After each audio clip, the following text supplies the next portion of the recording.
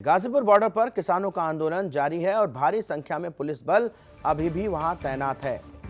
भारतीय किसान यूनियन ने आंदोलन जारी रखने का ऐलान किया है। ठंड में भी गाजीपुर बॉर्डर पर किसान डटे हुए हैं।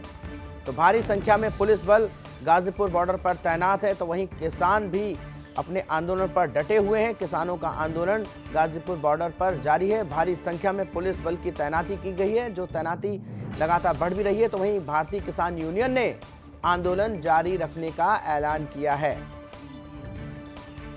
कड़ाके की ठंड पड़ रही है, लिहाजा किसान अपनी मांगों से पीछे नहीं हट रहे हैं। और इसके साथ ही गणतंत्र दिवस के मौके पर ट्रैक्टर परेड के दौरान जो हिंसा देखने को मिली, किसान यूनियन का कहना यह है कि अराजक तत्वों ने उस हिंसा को अंजाम दिया। किसान हिंसा का समर्थन बिल्कुल भी नहीं करते हैं और अपनी मांगों पर लगातार डटे हुए हैं। किसान आंदोलन को कमजोर करने की साजिशों का भी उन्होंने आरोप लगाया है। और इसके बावजूद आपको बता दें कि लगातार डीएम ने भी, गाजियाबाद डीएम ने भी उनको नोटिस जारी किया था, लेकिन उसके बावजूद भी किसान अपनी मांगों पर लगातार डटे हुए हैं और आंदोलन को तेज करने की रणनीति बना रहे हैं। इसको लेकर मुजफ्फरनगर में भी किसानों की महापंचायत का आयोजन किया जा रहा है, जहां पर आज के निर्णय बेहद ही अहम होंगे। तो वहीं ये तस्वीरें जो आप देख सकते हैं, भारी संख्या में पुलिस बल तैनात है और भारतीय किसान यूनियन ने आंदोलन जारी रखने का ऐलान कर दिया है। उनका कहना है कि किसान आंदोलन में जो हिंसा हुई उसका वो समर्थन नहीं करते, उसमें अराजक तत्वों ने शामिल होकर के हिंसा को भड़काया।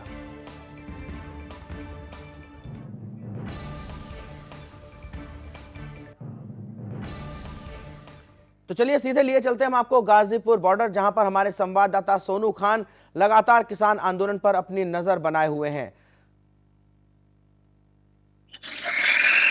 जी सोनू,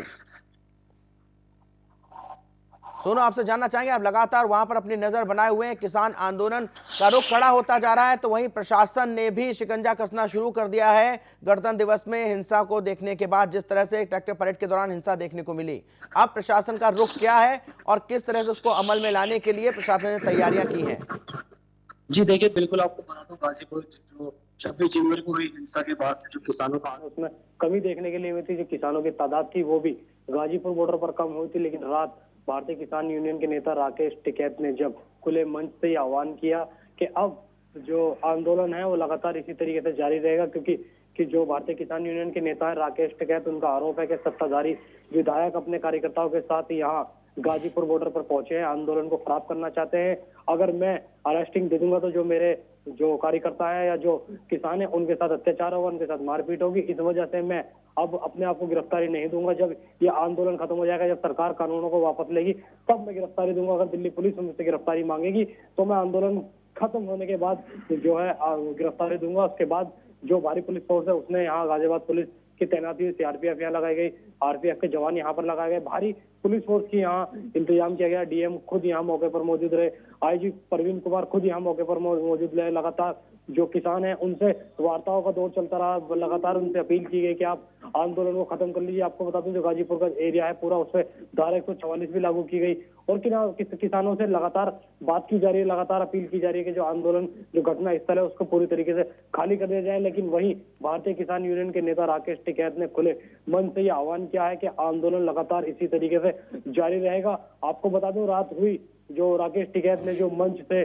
जो राकेश टिकैत रोए थे, उसके बाद से ही गाजीपुर बॉर्डर पर माहौल पूरी तरीके से चेंज हो गया है। जो किसान है उनकी तादाद गाजीपुर की तरफ बढ़नी शुरू हो गई है, क्योंकि मुजफ्फरनगर में हुई महापंचायत के बाद कुछ किसान मुजफ्फरनगर से गाजीपुर बॉर्डर की तरफ चल निकले हैं। बताया जा रहा है कि हजारों की संख्या में किसान गाजीपुर बॉर्डर पहुंचे हैं। अब जो आंदोलन है वो उसे अलग दिशा में ले जाया जा रहा है। लगातार यहाँ किसानों की अब तादाद बढ़ी है और जोर शोरों पर ये दोबारा नारेबाजी की जा रही है कि जब तक सरकार कानूनों को वापस नहीं लेगी तब तक किसानों का आंदोलन लगातार जारी रहेगा। वहीं बात गाजियाबाद पुलिस की करे, गाजियाबाद प्रशासन भी अलर्ट मोड पर है, लगातार अपील कर रहा है कि जो धरना स्थल की जगह है उसको खाली किया जाए, क्योंकि 2 महीने से अधिक जो NH9 है वो बंद है।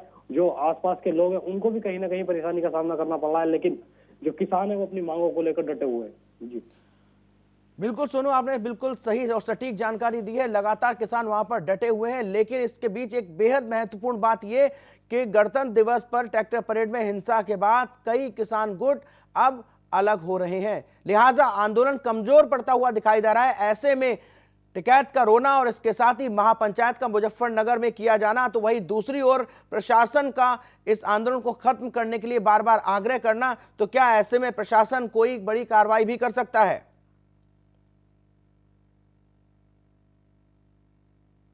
जगह इसको खाली करें।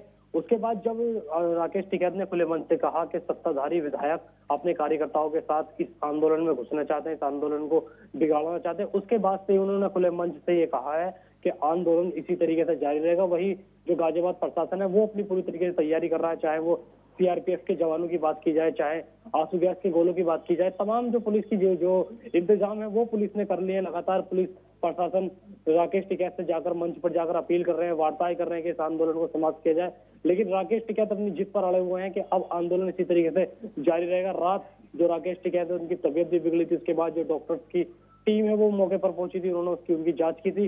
राकेश टिकैत का कहना है कि जब तक सरकार कानूनों को वापस नहीं लेगी तब तक राकेश टिकैत यहाँ से नहीं उठेंगे।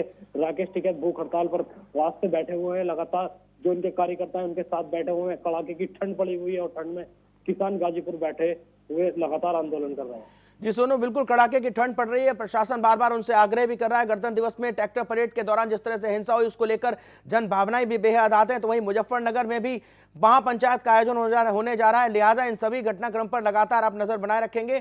फिलहाल इस तमाम जानकारी के लिए आपका बहुत बहुत धन्यवाद।